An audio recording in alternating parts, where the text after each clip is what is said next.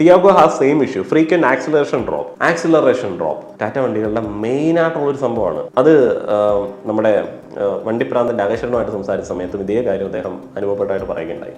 എനിക്കൊക്കെ ഉണ്ടായ സിറ്റുവേഷൻ ഇപ്പോൾ ഓർക്കുന്ന സമയത്ത് ഭയങ്കര ഡേഞ്ചറാണ്. ഞാനൊരു 70-80 സ്പീഡിലൊക്കെ പോയിക്കൊണ്ടിരിക്കുന്ന പല സാഹചര്യങ്ങളിലും പെട്ടെന്ന് വണ്ടിക്ക് അങ്ങോട്ട് ഒരു ആക്സിലറേഷൻ കിട്ടുന്നില്ല. നോക്കുമ്പോണ്ടല്ലോ മീറ്റർ ഒന്നും ഇല്ല, ഡിജിറ്റൽ മീറ്റർ ആണല്ലോ, കൺസോൾ ഒന്നും ഇല്ല, എല്ലാം ഓഫ്. വണ്ടി ഓഫായി പോയി. വണ്ടി വരുന്ന ഒരു മൊമെന്റത്തിൽ നമ്മൾ സൈഡിലോട്ട് ഒതുക്കി സ്റ്റീറിംഗ് വർക്ക് ചെയ്യില്ല, ബ്രേക്ക് ഇല്ല, ഹാൻഡ് ബ്രേക്കിൽ നിർത്തും. ഇതൊരു നാഷണൽ ഹൈവേയിലാണ് എന്നുണ്ടെങ്കിൽ, പുറകിൽ നാഷണൽ പെർമിറ്റ് ലോറികളൊക്കെ പാഞ്ഞു വരുന്നുണ്ട് എന്നുണ്ടെങ്കിൽ എന്തായിരിക്കും അവസ്ഥ? ഈ ആക്സിലേറ്റർ കണക്ഷൻ വിട്ടു പോകുക എന്നുള്ളത് ടാറ്റ വണ്ടികളുടെ കോമൺ കംപ്ലൈന്റ് ആണ്. ചേട്ടാ, ഞാനിപ്പോൾ ഈ ഇഷ്യൂസ് എല്ലാം ഫേസ് ചെയ്യുന്നുണ്ട്. എൻ്റെ ടാറ്റ നെക്സോൺ ഡീസലാണ്, ഇപ്പോൾ 6 മാസമായിട്ട് സർവീസ് സെന്ററിലാണ്. 6 മാസമൊക്കെ വണ്ടി സർവീസ് സെന്ററിലോ? നിങ്ങൾ ആർക്കെങ്കിലും ഡൗട്ട് ഉണ്ടെന്നുണ്ടെങ്കിൽ ഏത് ടാറ്റ സർവീസ് സെന്ററിലേക്ക് വേണമെങ്കിലും പോയി നോക്കിയോ. ചിലപ്പോൾ അവിടെ 3 മാസമായിട്ടോ 6 മാസമായിട്ടൊക്കെ കിടക്കുന്ന ഇഷ്ടംപോലെ വണ്ടികൾ കാണാനായിട്ട് പറ്റാനുള്ള സാധ്യതയുണ്ട്. ഞാൻ MKയിലൊക്കെ കണ്ടിട്ടുണ്ട് പുതിയ വണ്ടികളൊക്കെ കിടക്കുന്നത്. ചെറിയ ആക്സിഡന്റ് ഒക്കെ ആയിട്ട് വന്നിട്ട് അതിന്റെ റിപ്പയർ ഒക്കെ ചെയ്യാൻ വൈകിട്ട് തുരുമ്പൊക്കെ പിടിച്ച് കിടക്കുന്നത് കണ്ടിട്ടുണ്ട്.